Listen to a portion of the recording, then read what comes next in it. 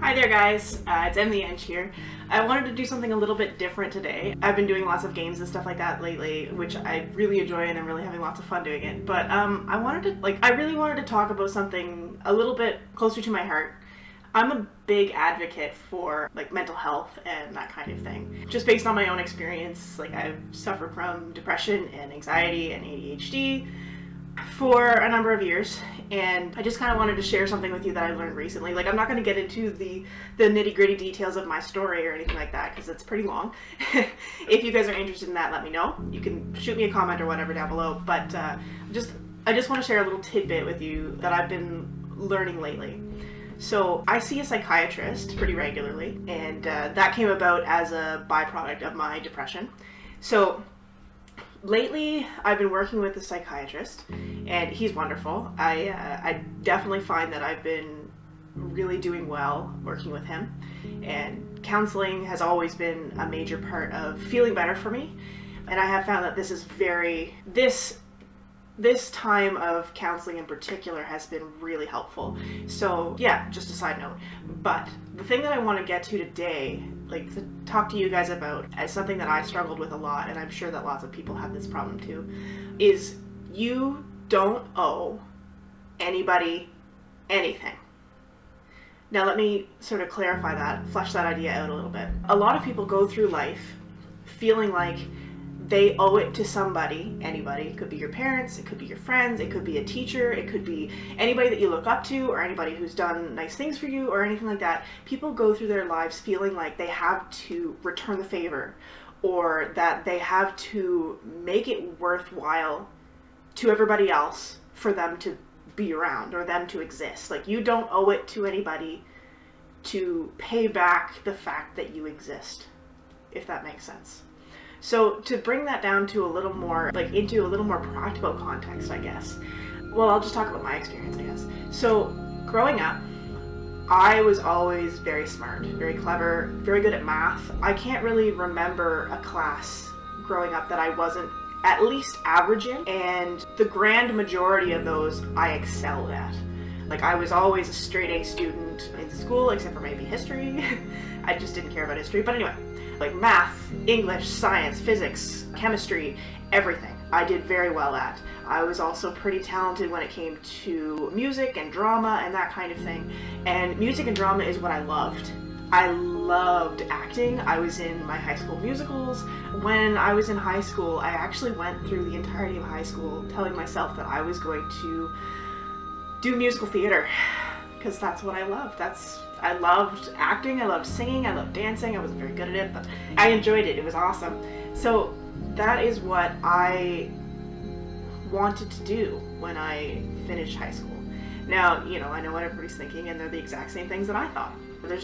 It's hard to get work. It's expensive to go to school, and if you don't know that you're going to have a job on the other side, pretty risky idea. So it reached a point where when I was about to graduate in my grade 12 year, that it hit me. It's I don't know if I'm cut out for this. I don't know. I don't think I can go through life not knowing if I'm going to be able to work, not knowing if I'm going to be able to pay for my next meal, not knowing if I'm going to be able to pay for any sort of emergency situation or anything like that. Just not knowing scared me a lot. So I went back to high school for grade 13 after I graduated, because I had no idea. I didn't know what I wanted. And that's another story entirely. That is also okay if you don't know what you want. But back to what I was saying. I wanted to do musical theater, but when I went back, I took physics and chemistry and pre-calculus and all of those classes with the intention of going into something scientific. So I ended up in engineering. There wasn't really a story behind that. I didn't see the light or anything like that. It was someone said that this was a hard thing to do, and so I was okay, cool, let's see if I can do it. But I always felt that I owed it to the world to do something scientific, or something that really utilized my academic intelligence, I guess. And doing something creative sort of felt like I was wasting my intelligence, I guess. It felt like a waste.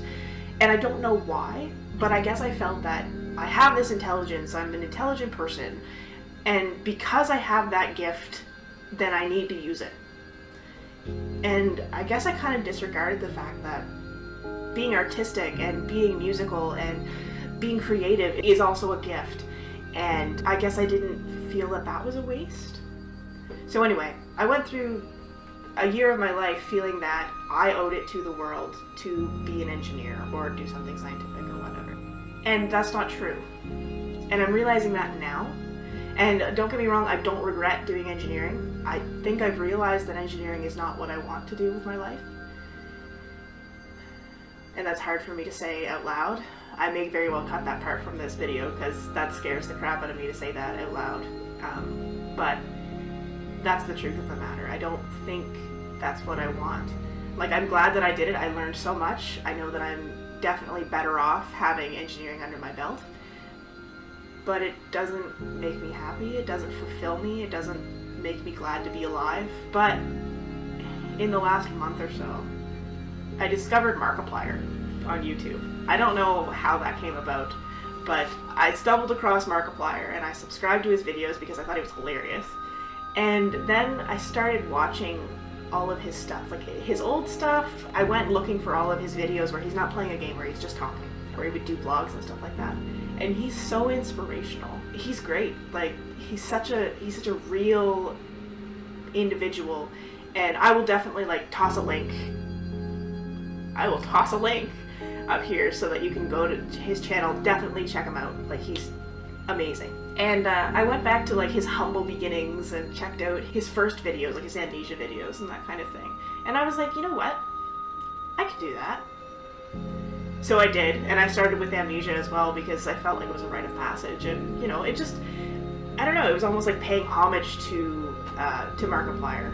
And not that that really means anything. I don't even know if he'll ever see them, but that's fine.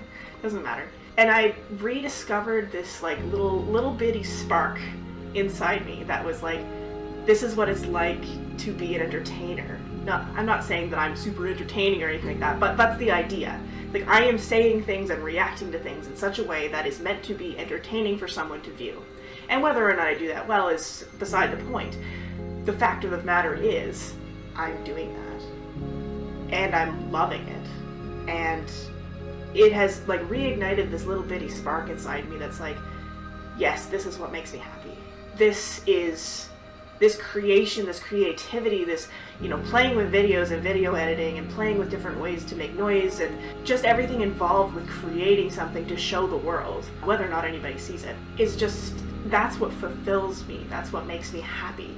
And I have been happier to be alive in the last, month and a bit that I've been doing YouTube videos than I have been in a very long time. And I guess that sort of came about because I decided that I didn't owe it to anybody to do all these things that I didn't want to do.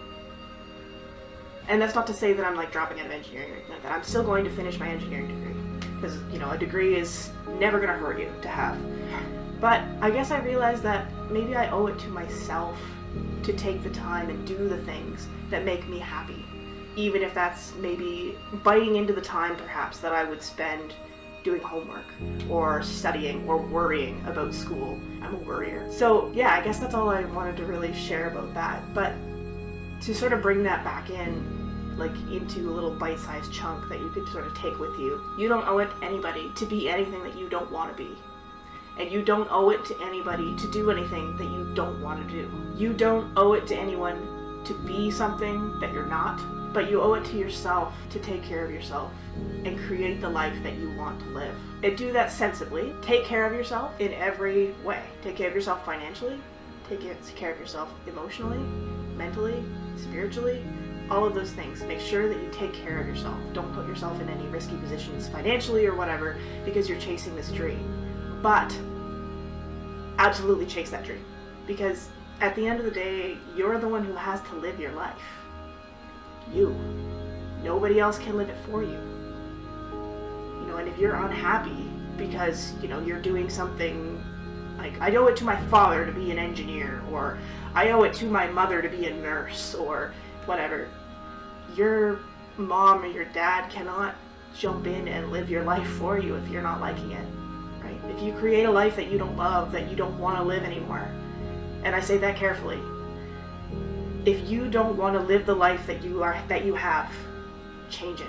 because no one else gets to live it for you. No one else can live it for you. No one else can step in and bear that burden for you. You have to do it. The bite-sized piece that I want for you to be able to walk away from this with is you don't owe it to anybody to be anything you don't want to be, but you owe it to yourself to make a life worth living. And that's all. See you later, guys.